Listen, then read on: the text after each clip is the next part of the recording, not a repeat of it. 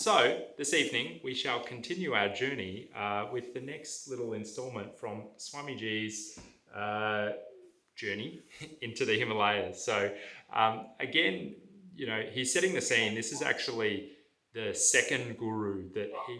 Oh, we've got a bit of voice coming through. Yeah, Raya, can you just check the voice? Yeah, thank you.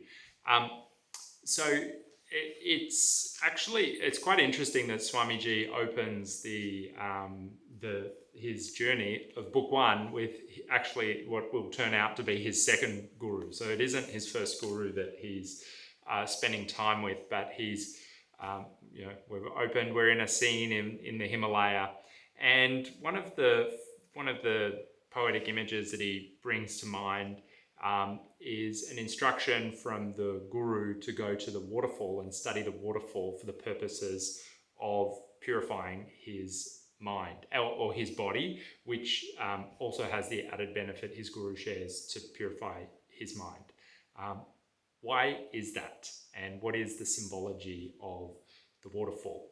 Well, think about the waterfall. The water is above, falling down. Okay, how does grace enter into our life? When we allow the thing that is bigger than us to come into us, right?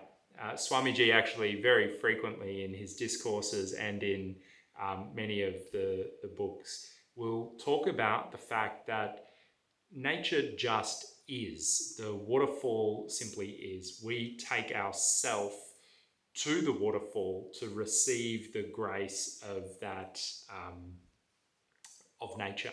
The waterfall doesn't change its course to come into our living room and wash us. If we're dirty and we want to be clean and we take ourselves to nature's shower, the waterfall, we have to make that effort. When we do make our effort and we do wind up at the waterfall, what is required to do? Nothing. We take ourselves into the waterfall. It's the nature of the grace of that higher thing showering from above that will wash and cleanse us. This is, we can look at it as a story of Swamiji sort of playing around in nature, but the real, I challenge or invite you to all take a very pragmatic attitude when you read Swamiji's books. Be kind of ruthlessly selfish of like, how can I make this relevant for my life? It isn't about, aggrandizing him or putting him up on a pedestal. He couldn't care less about that kind of stuff. He doesn't need the adoration. He does want us as people who are finding ourselves spiritually to extract the wisdom from all of these little small, seemingly inconsequential analogies. So what is that waterfall that we take ourselves to purify ourselves? Well, that is the practice of meditation, especially the Himalayan meditation, Samarpan Dhyan. You show up, you sit down, you don't do anything except open to the grace coming in. I also thought it was a really nice parallel to those that have been on the Soul Retreat, where we have walked down to Fish Falls. Many people have profound meditations when we meditate by the waterfall. The sound of the water, element of space, that helps create, it clears the mind through activating the element of space, and also the element of water, which washes away. So Swamiji then says Chitta Shuddhi is the foundation of our spiritual life. Chitta Shuddhi, that term. Chitta, the mind stuff, all of the fourfold functions of the mind, the ego, the intellect, the discriminating intellect, and our capacity for memory. So Shuddhi is purification. So unless we have a clear mind, our spiritual mansion is built on quicksand. So the preliminary practices that are given for many people on the spiritual path, we think like, I want to get into some deep advanced meditation, or I want to be chanting mantra. Actually, one of the best ways to create purity of your mind is through karma yoga.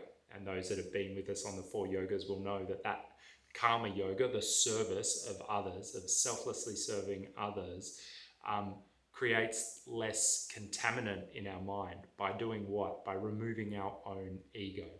How do we make an action karma yoga? We surrender the ego and we surrender the fruit of the action. So we diminish our ego, the energy is working through me, and we let go of the fruit of the action. Someone liked it, good. Someone didn't like what we shared, that's also good. When we do that, we diminish that key thing that drives the impurity in our being, which is ahamkara or ego. That I, me, mine, I. I'm just pick out random things that kind of resonate with me, or not random, like things that resonate with me. White clothes, that was an interesting analogy that he drew as to, when we come into this life as a child, we're essentially wearing white clothes, and it's the activities of our engagement with life that leave those stains upon us. Well, on the clothes, right? Like the stains hit the clothes and we go, I'm dirty, right? You look at you imagine yourself at the yagya out here wearing white after the yagya, a bit of ash everywhere, and making offerings and samagri and this kind of thing. You go, oh, wow, look at me, I'm so dirty now. And that's the confusion of the ego. The ego attaches to the clothes that we are wearing. What is the ultimate clothes that the soul is wearing? The clothes that the soul wear is the body-mind complex. So the activities of chitta shuddhi, of purification of the mind, they don't purify the soul, they purify the body-mind complex so that the light of the soul can be transparent. So Swamiji sets up this kind of battle between the desire to increase our life power versus our mind's power. And he speaks very eloquently about the nature of the mind and its nature of its desires. And what I find really kind of relatable is that, he's speaking from personal experience. He has a mind too. You can see that he is himself not spared from the human experience. The mind and its desires always projecting forward what is next, and always seeking to avoid the discomforts or things that remind us of the discomforts of the past. So what does he set up as if the mind is always torn between this kind of, oh my God, this horrible thing happened to me, and oh shit, I've got all this stuff to do, or I want all of this stuff in the future. If the mind is eternally restless between past and future, where does he suggest that we need to reside? In the present. So he doesn't say that meditation is going to bring you into the present, because we're only about 15 pages into the book. But for those that have been meditating, you'll understand, oh yeah, that's why we meditate, because by presencing ourselves over and over and over again, we lessen the grip of the mind's pull in either direction.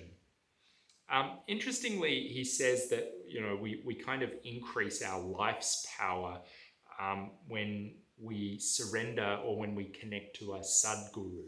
So a sadguru is a true guru, as opposed to other sorts of gurus that would be there to impart techniques. A sadguru is a being who has attained a state of inner peace. Now, why is it that he says that it's in the presence or the proximity of a sadguru that we can enhance that connection to the genuine power of ours, rather than all of our energy getting leached into the mind? Well, think about what exists around a guru, a sadguru, a true guru who is at peace inside of themselves.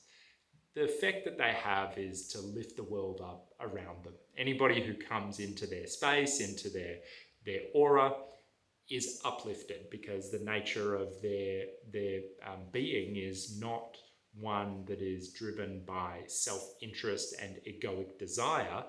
They are seeing God everywhere if they are a theist, or they are at one with consciousness, or feeling that sense of unity between them and everybody else. There is no them and other. It is just the oneness of being that exists around a sadguru. So around those beings, people get lifted up. And so if you want to go into an environment where you yourself get lifted up, taking yourself to somebody who is at peace is going to bring that bring that about in you. What is that sort of old adage, or maybe newer adage of you are the sum total of the 5 people that you spend the majority of your time with. So now the other thing that Swamiji hints at, remember that the default setting in the Indic tradition is that the soul is on a journey of reincarnation across multiple lifetimes. So the idea of a soul not necessarily having a body yet, but also being in a place is there. And so there is a sense that there are disembodied positive souls that are around, or energies that are around these gurus. Even if you don't vibe with the reincarnation piece or the fact that there's disembodied souls, I can't see them, so I don't know if they're real. They kind of feel real. I feel, maybe, but can I say for sure? I'm not. What I can say for sure is that the universal values, that the things that a guru can do for us as a spiritual practitioner, a sadhak or sadhika, the values that they instill and bring alive in us through their methods are positive. Love, truth, beauty, connection, devotion. These things that exist in and around a guru are universally good for us and for others. So if we want to build our life power, we take ourselves into the proximity of the divine. Now, how does a Christian do that? They would go to church and listen to the readings of Christ. They would take themselves and read the Bible. They would pray to Jesus. They would do, spin the rosary or do whatever spiritual practices. But the goal is to bring yourself into that proximity with your attention. On the path of yoga, we use the mind as that place where we bring ourselves to those spiritual values. Now, Swamiji's attitude, and he shares here that he surrenders at the Guru's feet. Why is it that we surrender there? He's not saying that he needs to do this because it's going to make the Guru feel good that he has surrendered. The gesture of surrendering at the Guru's feet is a gesture to destroy our own ego. So when we say that the Guru is Mahesh, is Shiva, and the Guru is our soul, what is that gesture that cuts the ego more than anything else? It isn't trying to squash the ego down. It's by bowing down ourselves. And when Swamiji bowed down in earnestness, the ego gets diminished. What also gets built is our receiving capacity. So without that impurity of the ego, we become receptive to the grace that can come our way. It's if you conceive of the ego as an umbrella or something to protect you from the elements of life. If you wanted to have a shower and you took your umbrella to the waterfall or to the shower, and you were like, oh, okay, I'm not getting wet. And it's well, you need to get rid of the thing that you think is protecting you, which is our ego structure, and see what happens when we open to grace. Certainly in my life, better things have come. So we build our receiving power. Very interestingly, a little word that Swamiji, or a little phrase that Swamiji used that I've read this 4 times at least, and I feel like I'm reading it for the first time, honest to God. It feels how did I know? There is so much in this. When I've read it in the past, I must have read it and I was in a rush. This time I'm kind of slowing down a little bit. Wow, there's some cryptic hidden instructions in here if you've got the eyes or the ears to hear. He says the temple of the mind. He made an offering in the temple of his mind. What does that tell me to do? It tells me to use the faculty of my mind to make offerings, right? rather than looking at my mind as this like batshit crazy thing that is just constantly berating and all over the place and hating upon myself and busy and thinking random thoughts, what does Swamiji say? I know, I make an offering in the temple of my mind. So I'm going to use this God-given instrument of an inner faculty, and I am going to direct it towards my guru. Swamiji directed towards his guru. When I sit for meditation, I direct it towards my guru. Now, how is it that we can make the offering internally? Well, there's the formal aspect. Formal offerings can be ritual and puja that you have been given. That could be a mantra. So even I am a holy soul, I'm a pure soul, is a way of making an offering in your own mind. An informal way of making an offering inside of the mind, for me, that arises through meditation. I will be sat there for meditation and I will notice myself ruminating on, say, some ashram issue for like 5 minutes. And then when I realize that I am meditating, I will go, "Oh, David, you're a little bit hung up on that one issue. Offer it up." And I just simply, it's through an inner feeling of devotion that I offer that issue up when I recognize that I'm stuck on something.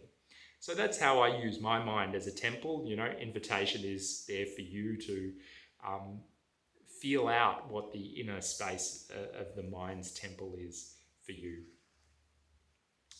A lovely gesture that I picked up here as well, that Swamiji's guru makes. He comes back and he has these 2 big fruit that are like guava, which, a lot of the things that they're eating in the jungle are not really, cultivated fruits. They're jungle foods. And, I think Swamiji's being polite about their taste. But the guru offers him 2. And Swamiji himself eats 1, and that is enough. So what is this saying about the nature between guru and disciple? The nature of the guru is that they give way more than the disciple could ever possibly need. So it is showing us how much grace is available to us. Who is the guru? The soul is your guru. That's Swamiji's message. Your soul is your guru. How much grace can it give the hungry body and the hungry mind? Way more than you could ever possibly imagine or need. So again, these little hidden, these are little ways that Swamiji, I guess, inculcates into us the nature of what the guru is. Not to venerate Sri Brahmanand Swami, but to recognize that you've got that inside you. You are tapped into a source of abundance through the soul, not necessarily through the mind and body. The mind and body are limited in the work that they can do. The soul, connected into God's infinite intelligence, connected into the universal consciousness, the place from where we've all come. What is that capable of? Well, it's capable of creating, sustaining, and destroying the entire universe, right? So your soul has that going for it. If you are yet to see that it is that sacred, just reflect on that. I thought, actually, what came to mind when Swamiji was sharing that as well, and when I was reflecting on it, was that mothers will know this with respect to the baby. 2 breasts, baby has 1 mouth. Mum can just keep feeding. And so the guru is actually a really maternal role of the one that nourishes or continues to give. Swamiji goes on to share about prayer, and there was a little bit of for me, a logical inconsistency, or a little bit where my mind was kind of trying to understand his logic of what he was sharing, but then I realized that it wasn't necessarily logic that he was describing. So the thing that I kind of took issue with, or was a little bit trying to understand, is that we need to pray, and then that builds our faith, but somehow we need to have faith in order that we pray. And I'm like, well, which one comes first, chicken or egg? And as I was reflecting on that, what I thought was that it isn't a case that faith has to come and then there has to be a prayer. All we need to do is make a prayer with whatever faith we currently have, and if that is a small amount of faith, we make a small prayer and then we watch. And what happens when we see that our prayers get answered or our problems go away? Say, you're meditating, you're steady in your meditation, and you're facing a difficulty, and you think, right, I really want to be done with this issue. So you take yourself into meditation. 15 minutes into your meditation, you commit to yourself that you're going to surrender the issue that you've got a problem with, whatever that issue is. And then you watch. And it might be a week, it might be a month, it might be a year, but when that problem is done with and it's finished, what do? Well, you reflect on the fact that you made that gesture of surrender. Your prayer was answered, in other words. What does that bring you? When you know that your prayers are answered, what sort of prayers are you going to make next time? The greedy 15-year-old is like, oh, I'm going to get the Ferrari now. I'm going to think of the Ferrari, think of the Ferrari, think of the Ferrari. No. What are the prayers that we're actually called to make? The prayers for our soul's liberation, for our freedom from suffering, for the upliftment of all. And, you can also pray for some of those worldly problems to go away if you need to. I've done that and it has worked. Came with a high price tag though. What Swamiji was talking about was a feedback loop of how we build our inner power. Small gesture, witness, builds our faith. We enter into a prayer with more conviction, get stronger, and so the whole cycle, a positive feedback loop, is something that gains more momentum or builds the more that we do that. So if your prayer life is minimal, and I say this as someone who never prayed as a kid, and prayer was a kind of thing that I had to learn in my 30s. So my prayer game is still kind of baby levels. But if you are working on prayer or affirmations, persist with where you're at and witness the consequence of where you go. He talks about the elephants in the jungle, which is, in my mind, I'm like, he's going to talk about Ganesh real soon. And of course, then he talks about Ganesh. So you can't evoke Indian elephants without, bringing up Ganapati. But the beautiful thing, the gesture that he sees the mother taking care of the calf, elephants are a matriarchal society. So again, he's starting to hint, and then he just jumps straight into talking about Shakti and the power of the feminine and the problems that we have in the modern world.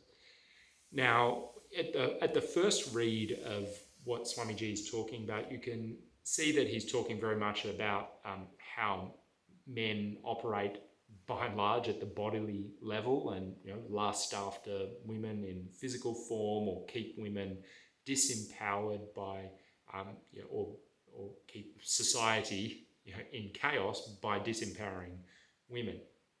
So there's the external game of the physical body that speaks to, but there's also an inner dimension that he is speaking towards, our inner masculine and our inner feminine. And so what is it that these two hope, what is it that we would like these inner masculine and feminine to be? The ideal would be lovers that hold each other high. The masculine holds the feminine high, then the feminine holds the masculine high, and then you just keep going all the way to heaven. You're going up. What happens in society when we look outside? There is a suppression of the feminine. Not just female bodies. Yes, female-bodied souls have had to deal with a lot of suppression through history, but there's a lot of inner suppression of the feminine. Even in our contemporary Western societies, we suppress the feminine. How so? Well, the feminine is the life-giving, nurturing, supporting side of life, and that caregiving side of life. Well, what do we do in modern world? We, have a baby, and women are expected, if they want to keep up with their career, to get back into the workforce as soon as possible. A lot of the time, parenting duties are outsourced to childcare and whatnot, and parents are focusing on career. Now, no judgment towards anyone who wants to do that, but is that our feminine side that we're leaning into when we do that? No, it's the masculine. So even if you're in a female body, if you are prioritizing, work and career pursuits and external validating sort of situations like work, that is a masculine gesture. And so as a society, unfortunately, we tell a lot of women that unless they have a career and attain the heights in the corporate world, they're going to be, nothing, that they're not equal to men. Whereas if we zoom out and come at this as if we were aliens landing on Earth, and you looked at things objectively, you would see that women are capable of growing another human inside of them and then taking care of the baby. And you're like, that is like the most godly thing that human beings do. Like, the whole game should have revolved around the sacredness of the mother. And yet, like, the modern trip is that the whole game revolves around the kind of ego and the individual want and the individual desire. And so you think, like, motherhood is the inherently selfless gesture where life is grown inside, then it comes out, and then I watch my wife tend to these crazy kids for ungodly or godly hours of the day, all night and day. And I think, like, that has inspired me to respect the power of the feminine, not just externally manifested as my wife, but also what is within me, the life force that animates, that grows, that creates, sustains, and dissolves this body. And so when we respect our own energy, when we respect our own inner feminine, we hold a part of us very sacred. That part reflects back to us and feeds us. Whatever you sit before, you will become. Whatever you elevate or sit in front of, those values will imbibe into you. And as a meditator, as a yogi, as someone on the path who is endeavoring to still their mind, to perceive the soul, the feminine is the thing that holds the gateway higher. How so? The masculine, that part of us that gets us to show up for our meditation, the masculine holds us still and upright for our meditation. The feeling is what softens. The feeling of the feminine is what surrenders and allows us to absorb or to receive the waterfall, to be present with that. It is the gateway into the present moment. There's no more doing required. Doing is a masculine trip. Receiving is the feminine part of us. This is the darkness, or the apana or yin in the Taoist system. It's of the nature of absorption. So, Samarpan Dhyan, the simple practice of sitting still for 30 minutes and doing nothing puts us into feminine receptive mode inside of us first. We perceive the sacredness in us. It helps us renounce or disconnect from the narratives of the world, and then you can begin to see your own life and all of life with a more objective viewpoint. And I would say that an objective viewpoint is that, so many of the games that people get caught up in, myself included, are, glorified vanity projects. They are things that service the ego. They do not center themselves around the sacred reality that we are. So, a little bit of time with the feminine, she will feed you. That is absolutely for sure. And so really, when we think about it, meditation becomes a moment of renunciation. It's a moment of letting go. And without that, the ever eternal, hungry nature of the mind will constantly yearn for more. And so I know today that, my mind is hungry. I know at the end of the day, I'll be sitting for a quiet moment. I know tomorrow, the activity of even running an ashram, Jaya, you'll relate to this, it's busy, there's stuff to do, and it pulls you into the mind.